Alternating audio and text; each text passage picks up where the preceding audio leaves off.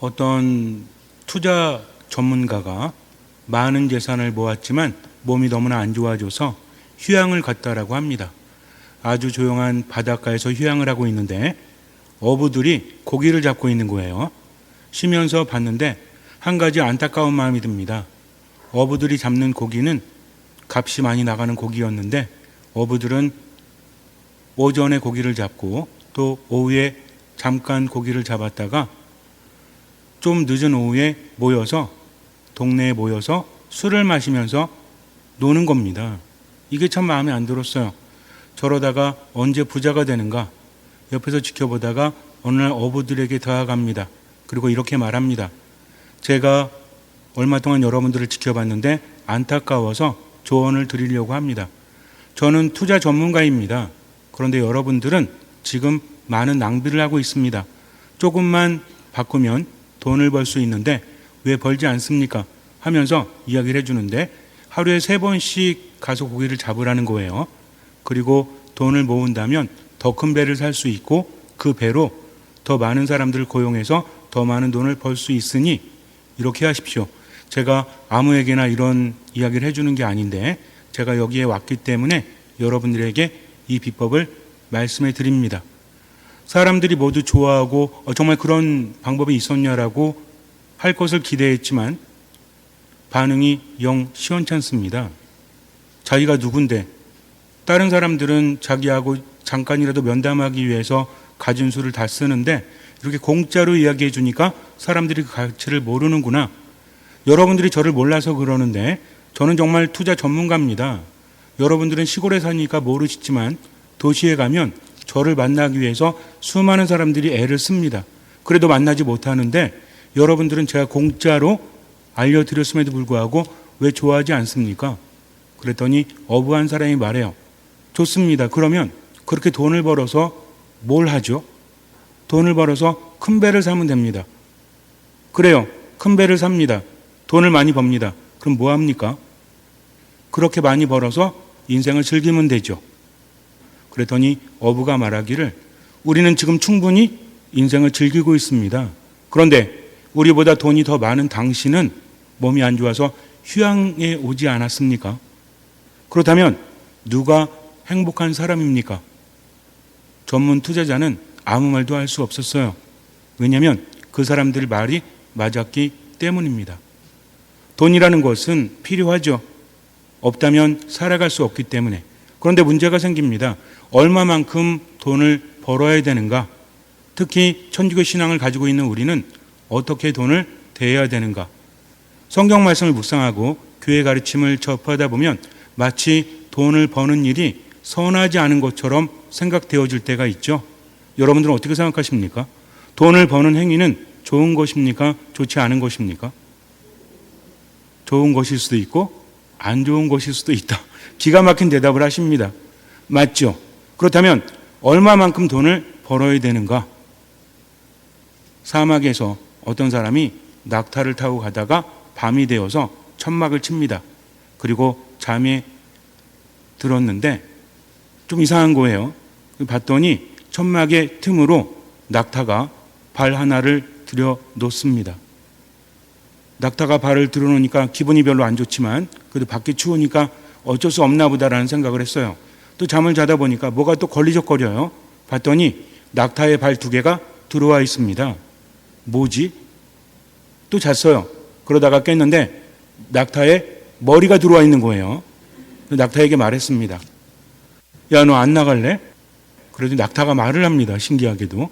주인님, 밖이 너무 추워서 제가 여기까지만 들어오겠습니다. 불쌍하잖아요. 그래서 그래, 좋아 라고 말했습니다. 자다 보니까 낙타 엉덩이까지 들어와 있는 겁니다. 그래서 밖으로 나가라고 했더니 낙타가 말해요. 나는 죽어도 못 나갑니다. 당신이 나가십시오. 이미 천막 안에 들어온 낙타는 도저히 쫓아낼 수가 없었죠. 그리고 점점 좁아집니다. 결국 이 사람은 쫓겨나게 돼요. 밖에서 밤을 샙니다. 뭐가 문제입니까? 처음에 다리가 들어왔을 때는 쫓아낼 수 있었죠. 근데 머리통이 들어오고 엉덩이가 들어오니까 이제는 낙타를 쫓아낼 수가 없는 것이죠. 돈은 이와 같은 것입니다. 예수님께서 말씀하십니다. 하느님과 재물을 함께 섬길 수는 없다. 그래서 재물을 섬기는 사람은 하느님 안에 머물 수 없다라고 하죠. 물론 신앙적인 내용입니다. 그러나 신앙이라는 것은 삶의 이야기죠. 말씀이라는 것은 생명을 줍니다. 말씀은 내 발의 등불이라고 하죠. 발의 등불이 뭔지는 제가 여러분에게 자주 설명을 해드렸죠. 지금은 가로등이나 조명등이 많아서 우리가 그것을 잘 느끼지 못하지만 옛날에는 그렇지 않았죠. 산길을 갈 때, 밤길을 갈 때는 뭘 들고 갑니까? 등불을 들고 가죠. 등불이 얼마만큼 비춰요? 이글아이? 그런 거 아니죠. 발 앞에만 비춥니다. 그래서 등불이라는 것은 내가 가는 길을 밝혀주는 거죠. 불이 너무나 밝으니까 요즘에는 그걸 의식하지 못하지만 등불이라는 것은, 밤의 등불이라는 것은 내 발을 비추고 내 앞길을 비추는 겁니다. 길을 찾아서 갈 수 있다라는 거죠. 말씀이 내 발의 등불이라는 것은 이 어둡고 혼탁한 세상에서 삶으로 우리를 이끌어주는 것, 즉 말씀을 따라가면 어디에 이른다? 생명에 이른다는 거죠. 우리는 이런 생각을 합니다. 거기서 말하는 생명은 무엇입니까? 이 생명이라는 것은 물론 영원한 생명을 의미하지만 세상에 살면서도 생명력이 가득한 것을 의미합니다. 세상에 살아가는 이유가 뭐죠? 우리가 살면서 행복을 추구하지만 행복은 무엇입니까? 행복은 기쁜 거죠. 마음의 평화가 가득한 거죠. 아무리 돈이 많다고 할지라도 마음의 중심을 잃고 이리저리 흔들리게 되면, 마음이 흩어지게 되면 그것은 행복한 것이 아니라는 겁니다. 그래서 예수님께서는 하느님과 재물을 함께 섬길 수는 없다. 이 의미를 우리가 잘 알아들어야 돼요. 섬긴다는 것은 무엇이죠? 섬긴다는 것은 따라감을 의미하죠. 그래서 하나님을 섬긴다는 것은 하나님의 뜻대로 살아가는 사람입니다. 그렇다면 재물을 섬기는 사람은 어떤 사람이에요? 재물을 따라서 가는 사람을 의미한다는 거죠. 얼마만큼만 돈을 벌면 돼요? 1억, 10억, 100억, 1000억, 1조? 그런 게 문제가 아니라는 겁니다. 즉 섬기지 않는 것, 그것을 따라가지 않는 것을 의미한다는 거죠. 우리가 보통 이런 말을 하죠. 피 같은 돈이라는 말을 흔히 하진 않지만 그래도 어쩌다가 한번 듣지 않습니까? 농담으로라도. 돈은 피와 같을까요? 어떻게 생각하세요, 여러분들은? 돈은 피와 같다는 말에 동의하십니까? 동의하지 않으십니까? 저는 동의해요. 돈은 피와 같은 겁니다. 아니, 신부님이 돈이 피와 같다니 그게 무슨 말씀이십니까? 잘 들어보세요. 돈이 피와 같다는 것은, 피는 어떻습니까? 피는 어떻게 해야 되죠? 계속 움직여야 되죠.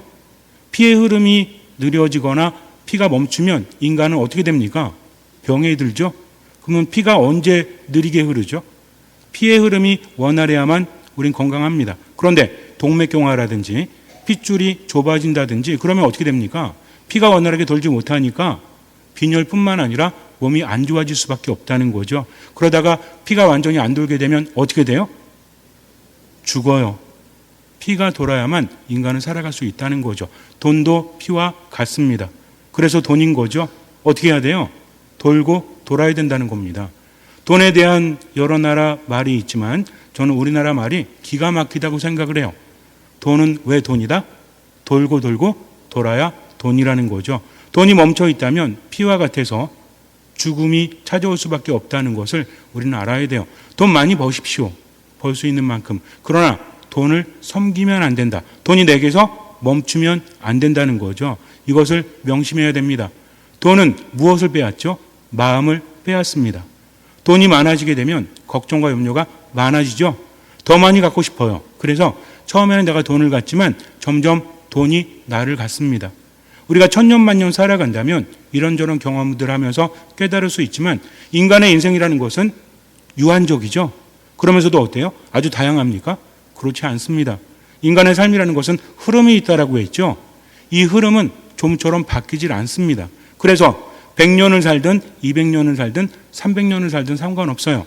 지금의 내 삶이 그대로 유지되는 경향을 가지고 있다. 그래서 지금의 나와 1년 후의 나는 많이 바뀔까요? 바뀌지 않을까요? 많이 안 바뀝니다. 왜 그래요?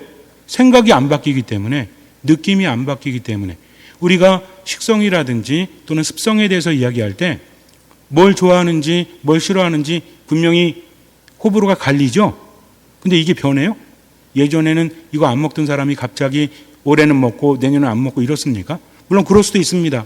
어떤 병이 들거나 체질이 개선됐을 때는 그럴 수 있지만 그러나 다르잖아요. 옛날에 뭐 잘 먹은 사람이 지금도 잘 먹죠. 술을 마시는 사람은 술을 좋아하죠. 술을 안 마시는 사람은 술을 안 마셔요. 이건 무엇입니까? 기호의 차이라는 거죠. 근데 이것이 변합니까? 작년에는 술을 많이 마시다가 올해는 하나도 안 마시다가 내년에는 잘 마시고 이래요? 그렇지 않습니다. 음식도 마찬가지죠. 취향도 마찬가지입니다. 어떤 사람이 어떤 운동을 좋아한다면 그 사람은 꾸준히 그것을 하겠죠. 그 운동을 싫어하면 하지 않습니다. 이것도 무엇이다? 하나의 흐름이라는 거죠. 그래서 인간의 삶이라는 것이 100년이 됐든 200년이 됐든 지금의 삶이 그대로 흐르는 경향이 있다. 많이 안 바뀐다는 거죠. 지금 내 마음속에 돈이 자리하고 있다면, 그에 대한 욕심이 자리하고 있다면 그건 점점 커질 겁니다. 그러면서 마음을 빼앗는다는 거죠. 그래서 돈은 뭐와 같다? 멈추면 독과 같다는 거죠. 너무 자주 여러분께 말씀드렸잖아요. 돈에 니은 자 받침이 멈춰 있으면 돌고 돌아야 되는데 멈추면 돈은 앞으로 나아가려고 하죠. 돈의 습성입니다. 돈은 나쁜 게 아닙니다. 돈은 움직이려고 하는 거예요. 근데 내가 잡고 있잖아요. 내 마음이 멈춰 있잖아요. 그러니까 돈에 뭐만 가는 거예요? 대가리만 가는 거지. 돈의 대가리는 어디입니까? 갑자기 머리 쓸려니까 힘드시죠? 돈이라는 글자 생각해 보세요. 도에다가 뭐가 있습니까? 니은이 있잖아요. 근데 도만 가는 거야, 도만. 그러니까 니은은 어떻게 돼요? 멈춰 있는 거지. 그러다 보니까 어떻게 됩니까? 이리저리 움직이다가 니은이 앞으로 갔다 뒤로 갔다 하다가 확 뒤집힙니다. 뭐가 됩니까? 독이 되는 거예요. 그래서 나를 괴롭히는 겁니다. 물론 제가 만든 말이기 때문에 동의하지 않으셔도 상관없어요. 그러나 비유의 말씀이죠. 돈은 어떻게 해야 된다? 돌고 돌고 돌아야 되는 거다. 돈을 많이 가져도 상관없습니다. 뭐만 빼앗기지 않으면 돼요?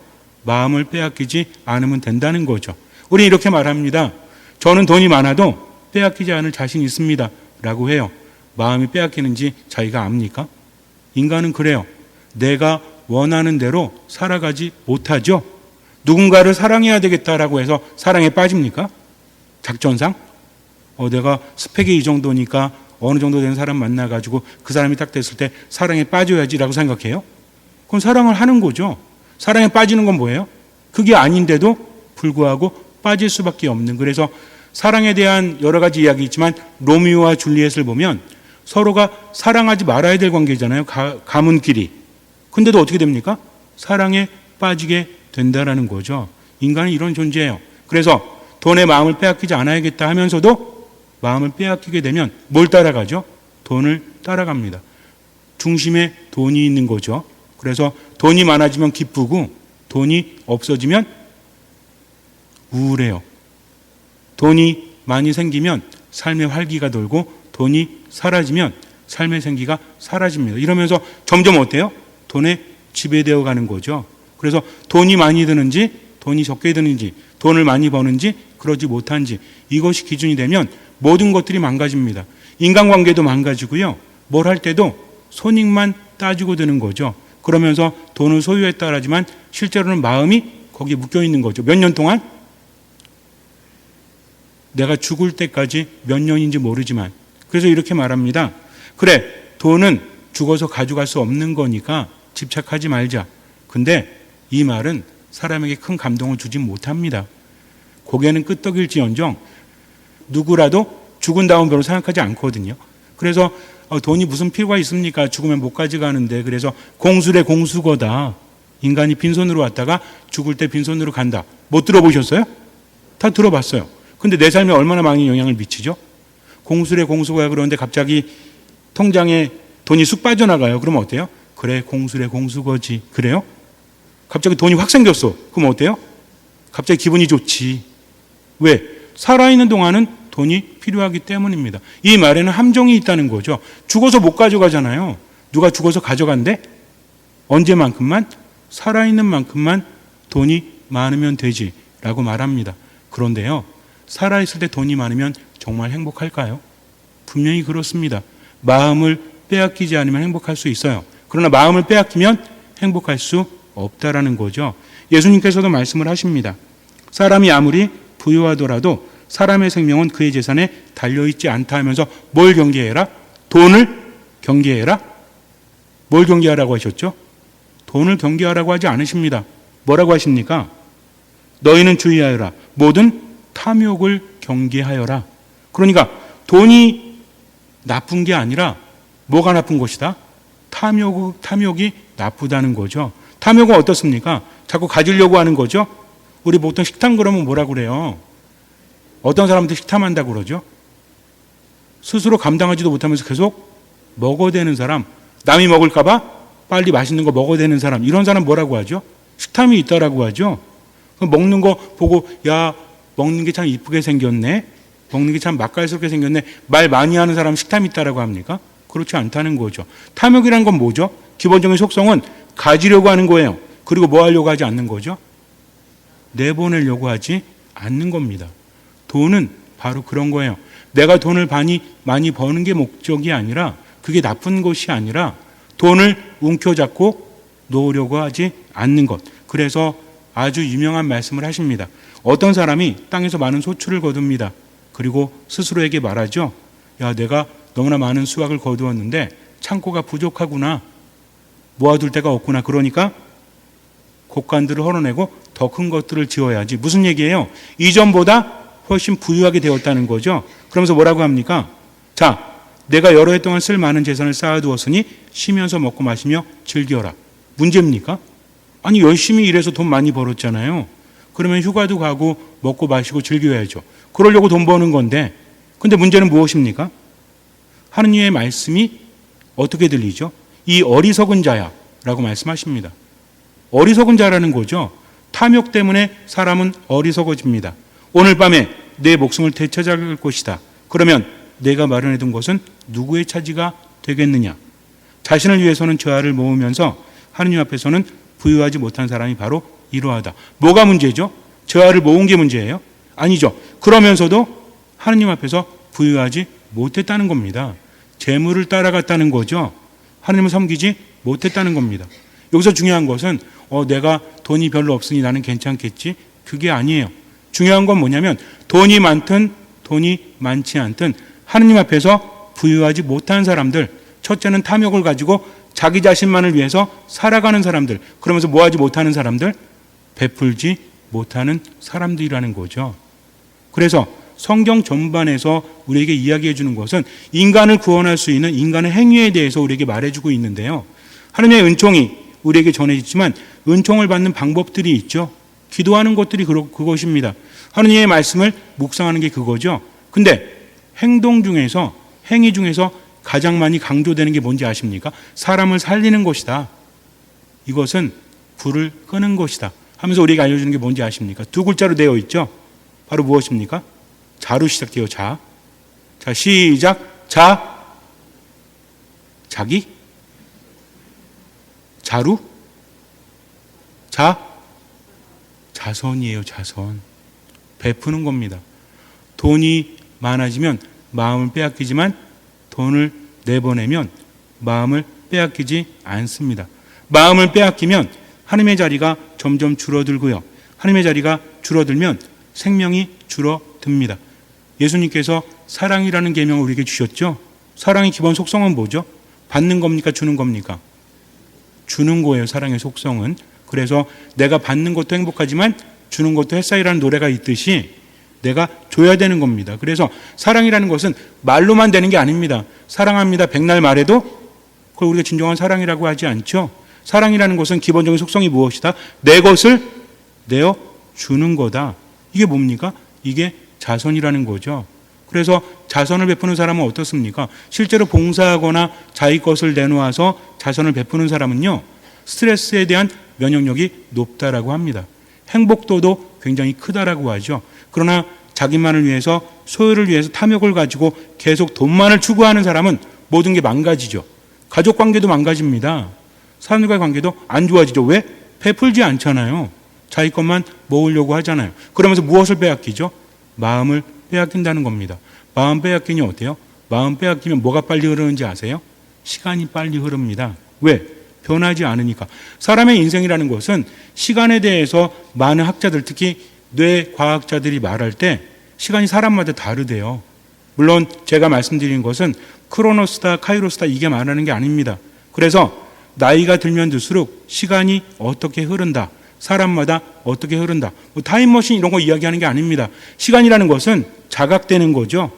객관적인 시간이 있지만 우리 그렇잖아요.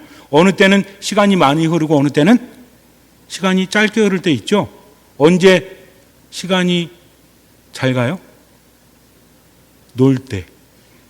놀 때는 한 5시간도 금세 가죠. 그렇지 않습니까? 근데 공부하거나 일할 때는 어때요?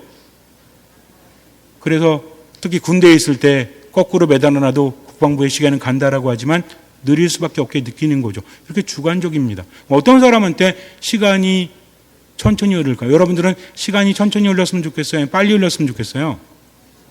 빨리 늙어가지고 빨리 가야 되겠다? 아니잖아요. 누구나 다 시간이 천천히 흐르기를 바라죠. 이게 인간의 마음이에요. 어떤 사람한테 시간이 천천히 흐른다? 다양하게 사는 사람이래요. 생각도 다양하고 삶도 다양한 사람. 그런데 돈에 마음이 묶이면 어떻습니까? 많은 것들을 놓쳐버리는 거죠. 그 안에 갇혀서 무엇을 잃어버립니까? 시간을 잃어버립니다. 시간을 제대로 채웠어야 되는데 그러지 못하니까 어때요? 돈만 남는 거죠. 나중에 어떻게 해요? 불행하고 힘든 거죠. 그러면서 마음이 점점 어떻습니까? 불안해집니다. 우울해집니다. 화가 많이 생긴다는 거죠. 왜? 독이 있으니까. 그래서 하느님의 말씀은 우리를 힘들게 하는 말씀이 아니라 우리에게 생명을 주는 말씀이라는 거죠. 그래서 이 말씀을 잘 우리가 알아들어야 됩니다. 뭘 경계해야 되죠? 탐욕을 경계해야 됩니다. 돈 많이 버세요. 많이 못 벌더라도 열심히 버세요. 그리고 행복하게 사세요. 돈을 쓰는 거 죄 아닙니다. 그러나 자기만을 위해서 쓰는 사람은 안 된다는 거죠. 하느님 앞에서 부유한 사람이 되어야 합니다. 어떤 사람이 그런 사람이에요? 자선을 베푸는 사람. 마음에 욕심이 생겨요, 안 생겨요? 마음에 욕심이 안 생겨요? 돈에 대한 욕심 없으십니까? 어떻게 사람이 없을 수 있겠습니까? 더 많이 있으면 좋은 거죠. 그렇지 않아요? 뭐든지 다다익선이잖아요.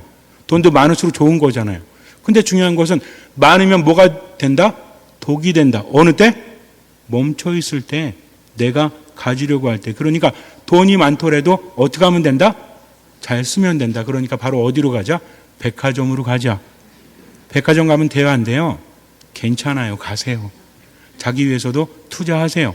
나중에 후회하지 말고, 나중에 아이고 내가 왜 못 썼을까?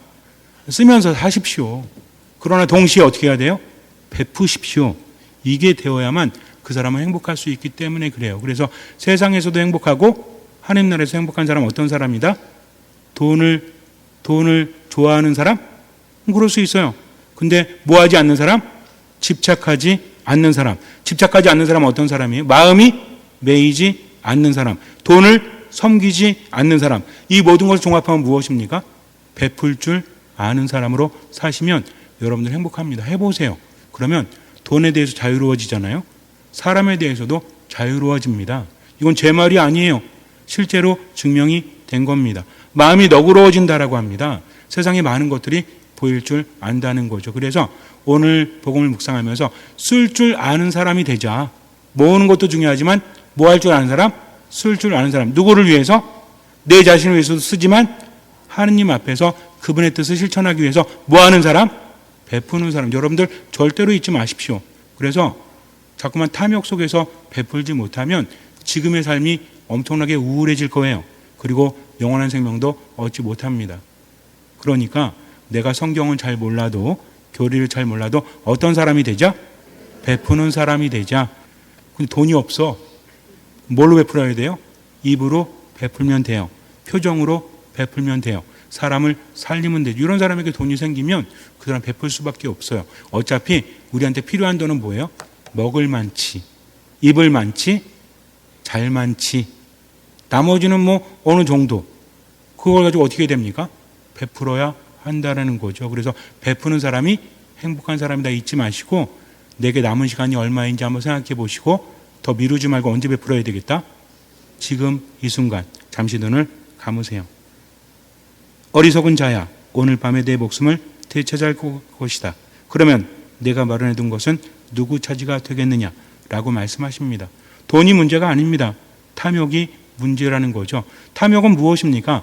자신을 위해서는 집착하면서도 마음을 빼앗기는 사람이죠. 어떻게 해야 됩니까? 간단합니다. 하느님 앞에서 부유한 사람이 돼요. 어떤 사람이죠? 베푸는 사람이 되면 되는 거예요. 자선은 우리를 살립니다. 자선은 우리에게 행복을 줍니다. 그러니 지금 베풀면서 살아가십시오. 주님께서는 그 믿음을 보시고 우리 삶에 놀라운 기적을 일으켜 주실 것입니다. 아멘.